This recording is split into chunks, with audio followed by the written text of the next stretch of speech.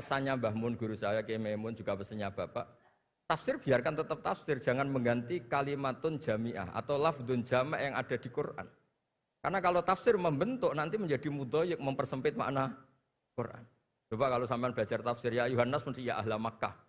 Budu robbakum. Nah, kalau nuruti tafsir kan, oh ini perintah ke ahli Mekah, saya kan orang Indonesia. Bisa masalah itu. Misalnya tahajud, wa minal laili fatahajjat bi. Fatahajjat ya Muhammad ya Rasulullah. Saya kan tidak Nabi Muhammad, berarti enggak kena perintah itu. Masalah besar itu.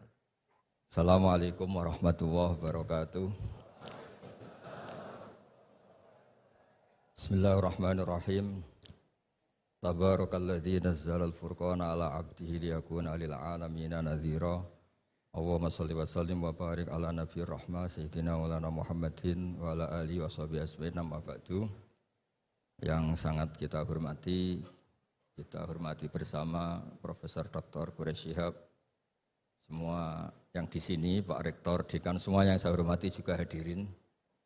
Niki langsung saja saya tadi sudah deal-dealan sama Pak Quraish untuk jadi provokator. Tapi provokator keilmuan. Kenapa tadi ini sarjana arsitek tapi ngomong tata bahasa meneladan, tidak tahu saya. Begini ya. Saya akan bikin mukadimah nanti yang menyempurnakan Pak Quraish. Jadi ilmu tafsir itu dimulai dari satu dialog umum. Dialog umum itu bisa perwakilan atau ungkapan atau apa saja. Misalnya begini, ketika ada orang baik itu Allah berjanji wa allawistaqamu alat tariqah la asqainahum ma'an ghadaqah. Kalau mereka benar, perilakunya benar, saya kasih air yang segar. Tentu kalau kita tahu orang berkecukupan air itu tidak cukup segalanya. Tentu kita butuh makan, butuh macam-macam. Tapi Allah hanya menyebut ma'an ghadaqah. Semua mufassir sepakat, kata ma'an ghadaqah ini ibaratun an raghadil ais. Bahwa ini adalah maksudnya adalah hidup yang nyaman, bukan sekedar berkebutuhan apa? Air. Begitu juga beberapa ayat yang warka'u ma'ar raki'in wasjud itu bukan sekedar sholat itu bentuknya ruku atau sujud, tapi sholat yang sempurna, yaitu dimulai dengan takbir, diakhiri dengan apa? Salam. Dan itu akhirnya butuh teladan, yaitu Rasulullah SAW. Kemudian di balik teladan itu ada ilmu diroya. Saya termasuk orang yang baca banyak tentang diroya. Karena korban bulian, jadi ulama itu ya saling membuli, saling mengerjain itu. Jadi suatu saat Nabi Musa itu tanya sama Allah, nggak terima. Memang Nabi Musa ini Nabi paling usil. Untung kita nggak jadi umatnya, kalau jadi umatnya ikut usil. Makanya kalau yang usil itu umatnya Nabi Musa itu, bukan Nabi Muhammad. Nabi Musa itu tanya sama Allah, ya Allah kenapa engkau menjelaskan tentang engkau, ada kata-kata la ta'khudhuhu sinatu wala naum. Bahwa Allah itu Tuhan yang tidak terkena kantuk. Sinah itu kantuk, wala naum dan tidak terkena tidur. Allah tidak jawab, tapi Nabi Musa disuruh megang kaca tipis itu. Pegang, Musa ini jaga. Ya Gusti, jaga ternyata teriyut ngantuk gitu Pak Fathul Wahid. Langsung pecah. Kamu jaga gitu ngantuk langsung pecah. Bayangkan saya yang jadi Tuhan. Kalau ngantuk sedikit saja alam bisa rusak semua. Terus baru tahu dia, oh penting penjelasan sinatun, tidak ngantuk itu. Kalau rektor kadang-kadang ngantuk boleh Pak Fathul Wahid, enggak apa-apa. Ya. Karena tidak Tuhan, enggak apa-apa. Ngantuk ya enggak apa-apa, salah ya enggak apa-apa. Marah ya enggak apa-apa, karena bawahnya enggak berani negur.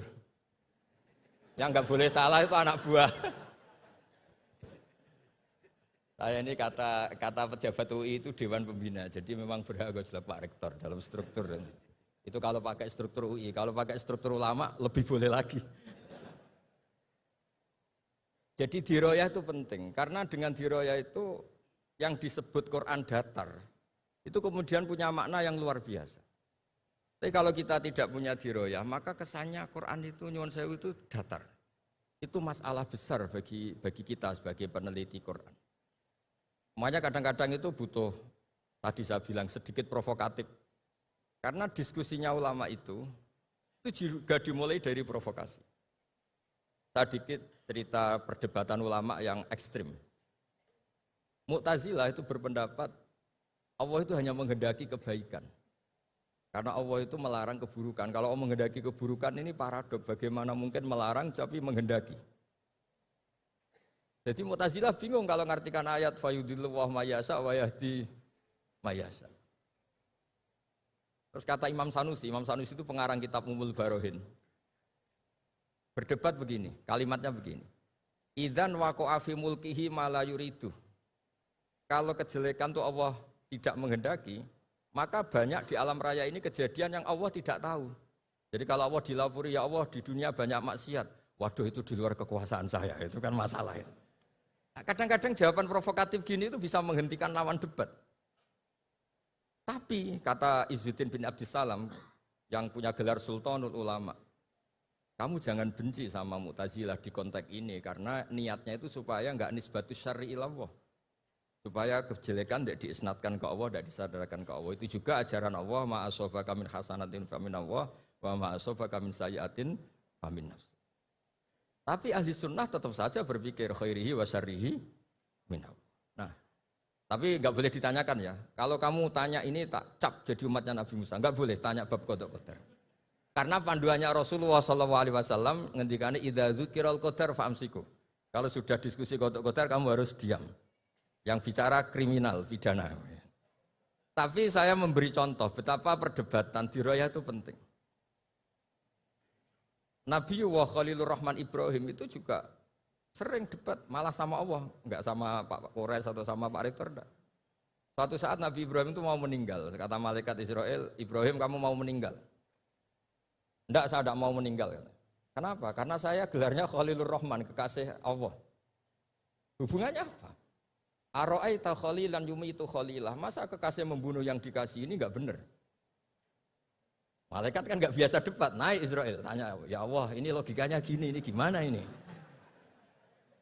Enggak pernah kuliah malaikat, enggak bisa debat malaikat. Allah itu enak saja jawabnya. Bilang ke Ibrahim, wa hal ra'aita habiban yakrahu ayalqa habibah. Masa katanya kekasih Allah ketemu kekasihnya ada siap. Oh iya mati enggak apa-apa, mati enggak apa-apa. Jadi kalau kamu takut mati itu belum kesayangan Allah. Kok takut semua toh? Padahal enggak kaya juga, enggak makmur juga, tapi takut mati. Nah, itu juga ada dialog. Sehingga ilmu ini menjadi hebat itu karena banyaknya dialog.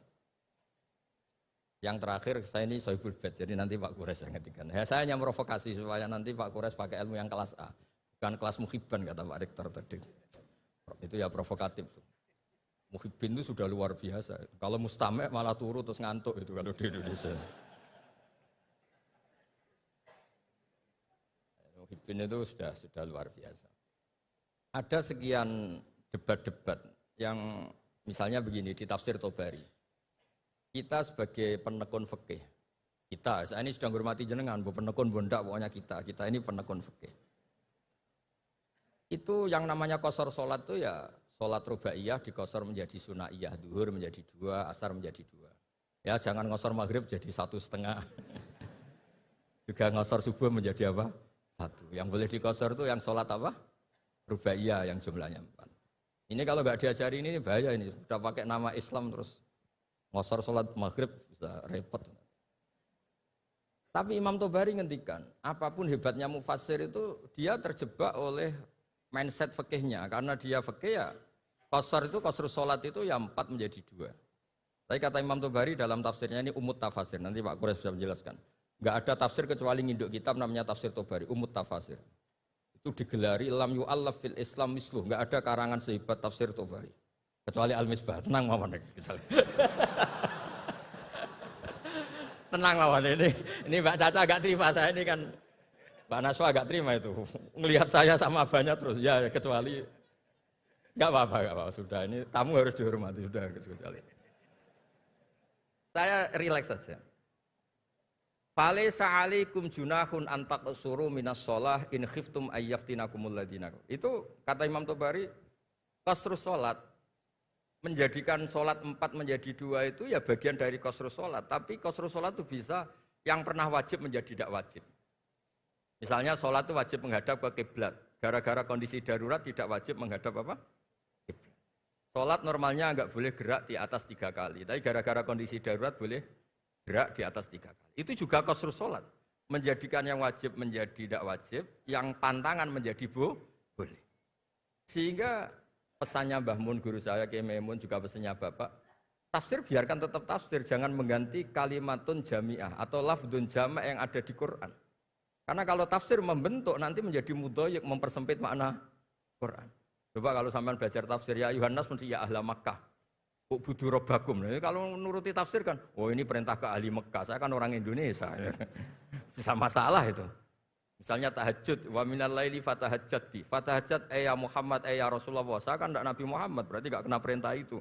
Masalah besar itu. Jadi memang tafsir itu harus, tadi saya sudah matur Pak Quraisy, di pondok itu jarang orang nulis tafsir. Karena sudah diancam man fasarul Quran bi ra'yihi falyatabawa maq'adahu minan nar. Jadi nulis tafsir itu ya kayak pesen tiket, nggak usah diteruskan. Nah yang masalah itu biroihi, kebetulan Pak Quraisy baca banyak, saya juga baca banyak. Pak Fatul Wahid karena ingin naik kelas ya baca banyak, nanti setelah nggak rektor ngiyai lagi Pak Wahid ini. Karena kecilnya tuh ngaji di bawah saya di Kudus, di Muawanah. Saya nggak tahu kok jadi rektor. Nggak tahu, makanya dia tadi dalil-dalil kayak wong pinter gitu kan. Saya juga heran. Masa di depan Pak Quraisy, di depan saya tetap dalil itu luar biasa. Hebat itu, hebat. Luar biasa itu. Pokoknya hebat. Anda harus bangga punya rektor seperti ini, harus bangga. Ya gitu saja. Wassalamualaikum warahmatullahi wabarakatuh.